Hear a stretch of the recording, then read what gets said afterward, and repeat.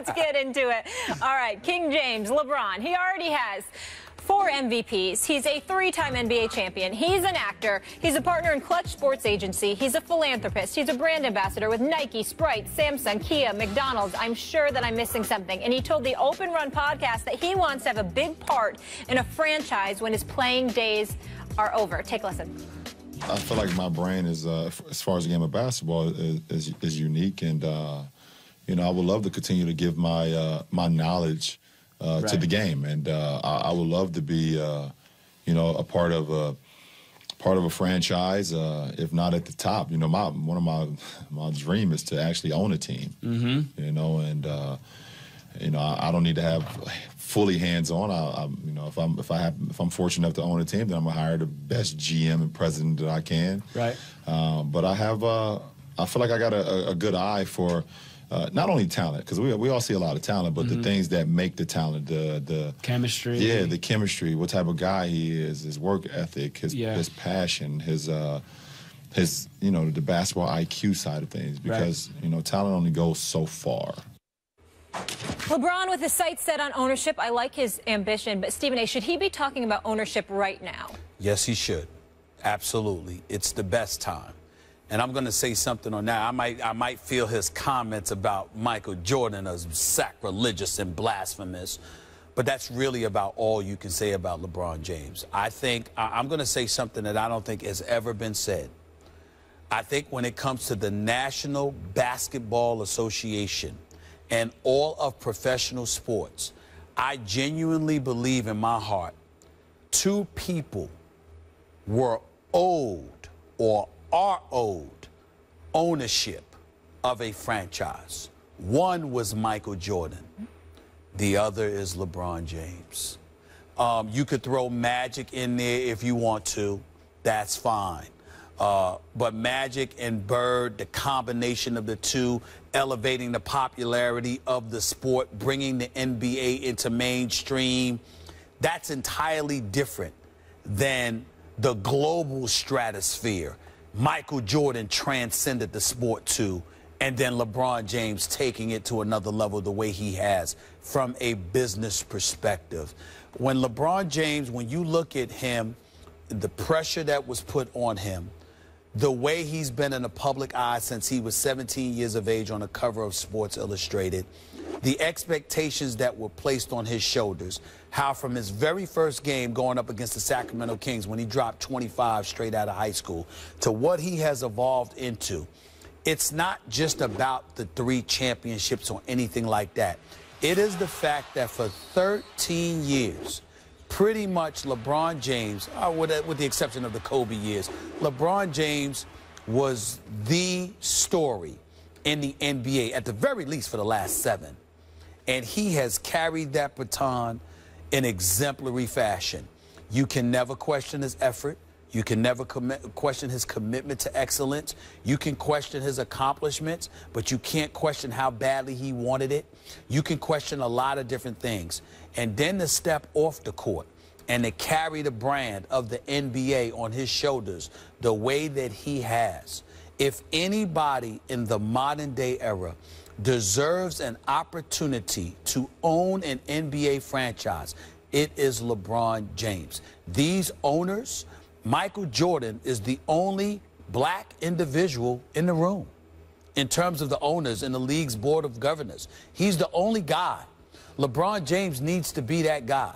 LeBron James was the guy that first spoke out about how Donald Sterling needed to go. LeBron James is the one that went about the business of globalizing his brand as exceptionally well as he has. He is the guy that constantly preaches about business. He conducts himself in exemplary fashion. He never gets into any trouble or anything like this. There is no reason on God's green earth for the NBA fraternity to keep LeBron James out of ownership.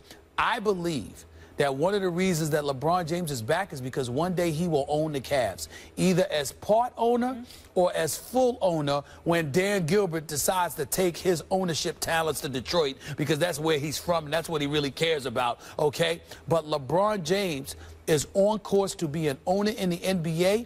He deserves it, and not only should we speak out in support of it, we should damn near insist that any time that an ownership position opens up, the moment LeBron James retires, if he wants an ownership stake, he should be allowed to have it, because that is how much he has meant to the NBA, and he deserves to be in that room with those owners. He's, first of all, about LeBron James, the person.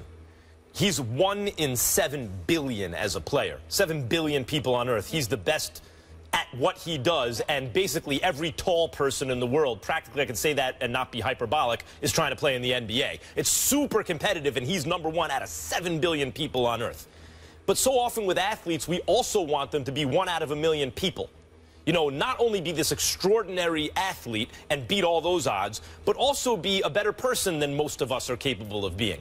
In LeBron's case, he seems to have done it. He's a 1 in 7 billion athlete, and he's a 1 in a million person. He really is. He took his day ones with him too. He really boys. is. No question. You got if you have a problem with LeBron James, the man, unless it's something I can't. I mean, I think it.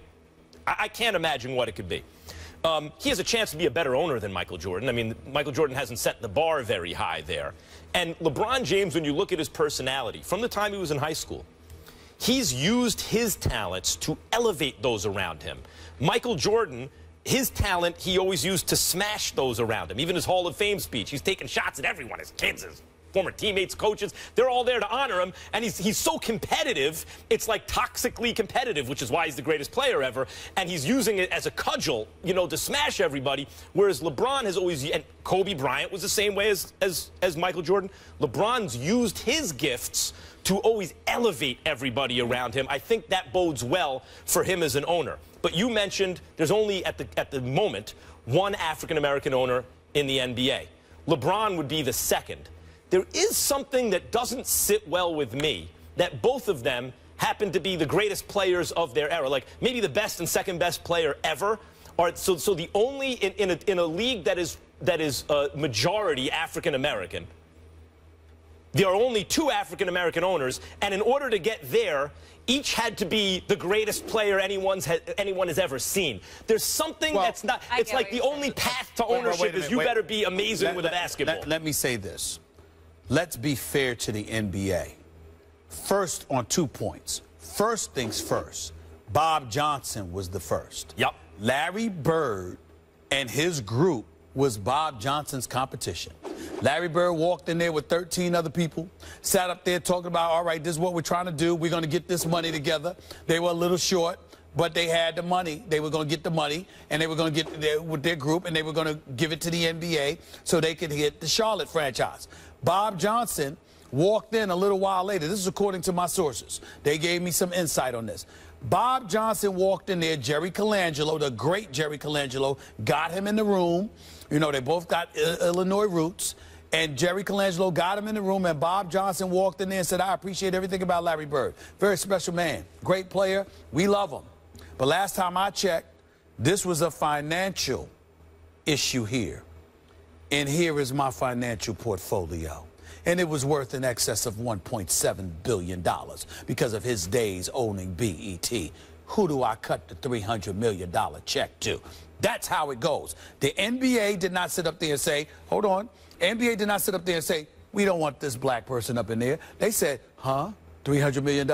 Come on in. Come on in, green person. So let's be clear. Yeah. Let's be clear. Not only did the NBA do that, they're the only ones who did do it. I'm not suggesting that it's David Stern or Adam Silver. I know you're not suggesting anything like that. I'm just saying that it's important to point out that the NBA is the one sport who has done it. Major League Baseball hasn't done it. National Hockey League hasn't done it. National Football League hasn't done it. Where's the black ownership with those leagues? So if we're going to talk about them, let's get a Richard Lapchick on here to talk about fairness. Let's get a Richard Lapchick here, you know, with his Sports Institute. You know, let's get him on here to talk about the paucity of owners, the paucity of executives, etc. It's not to say that the NBA can't do better, but David Stern and now Adam Silver and the NBA have done an exemplary job in comparison. Could they do better? You're damn right. They all could do better.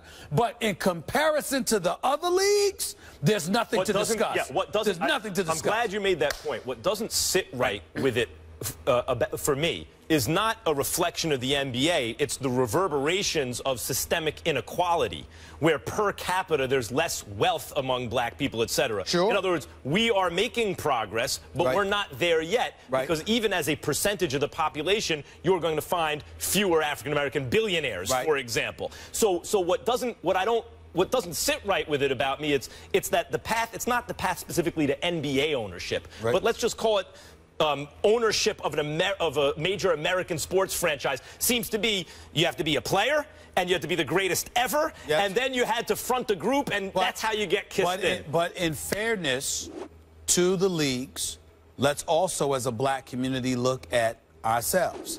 Karen Hunter, a dear friend of mine, hosts her own radio show on Sirius XM, Urban View Channel 126, every weekday. Every week, she's screaming at the black community. She is a black woman, a Pulitzer Prize-winning journalist and a black woman. Every day, she's screaming at the black community how our spending power as a community exceeds $1.3 trillion.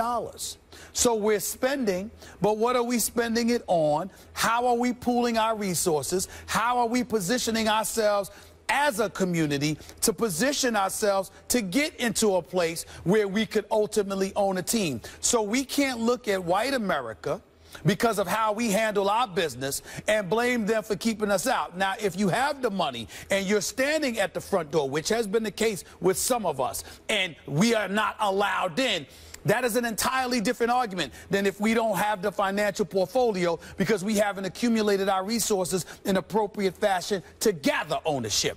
We have to hold some level of culpability ourselves instead of always looking at somebody else to blame. But I think we all agree LeBron would be a fantastic owner and has the potential Without to question. be phenomenal, and we're all on board with that. And he deserves it. No question. He deserves it. Brick, you're a man. But you respect, you're a man. Only the best, you're a man. But you respect, you're a man. Only the best. Wife is sound, ready to go. You don't know me, you'll be the first to know. But you respect, only the best. But you respect, from me, only the best. Oh, but the A's Paris, oh, but the Bears Paris. Damn right, Paris, you're a man. But you respect, you're a man. Only the best, you're a man.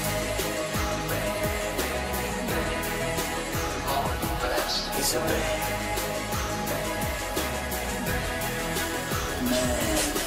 Brick, great job. Always a pleasure, Sonny. Always a pleasure. Always our pleasure. Yes, Brick is back. Stephen A. making his triumphant return to General Hospital today at 2 p.m. Eastern on ABC. Make sure to tune in. What can we expect? Brick's back. Today's episode. You know, Brick's got to handle some business. You know, Sonny's got an enemy. He needs Brick's assistance. And, you know, I got to come there to help him out, got to monitor some stuff. And, you know, in the future, I might be back on because he might need me to take somebody out, you know. So this is every man's dream, playing gangster. This is what it is, man. This is what it is. This is what it is. Marie, I will tell you this, on a serious note, I cannot say enough about Maurice Bernard. He's a phenomenal actor, but the way he has welcomed me to the show, and I mean, he's there with me. I do practically every scene with him. He schools me on everything. I've been watching General Hospital for 40 years. I've been watching him for over 20 years. It's one of the greatest honors I've ever had in my career in television. I've never enjoyed anything more. I love those guys. They treat me great. Good. So if you love being schooled, you must love this show Whoa! nowadays. Well, you know, that's the hard part because I love being schooled because I get educated. Okay, when I'm I'm glad. schooling, then I'm just working, You're tired you of that know. 'cause you And I'm used just, to Now you got 2 shows where you're getting schooled. I got to be nice to you because I've been beating you down a little bit too much. I got to work on that. Hey, I gotta work on that. rumor is you got it on the first take too, your lines. I did. Because that's what we do here. I This is did. first I take, did get so it on the I first expect take. nothing less from you. I must admit it. Listen, I got to brag about that because I'll be damned if I do that often. I got it on the first take that time. 4 is takes, impressive. not you. No.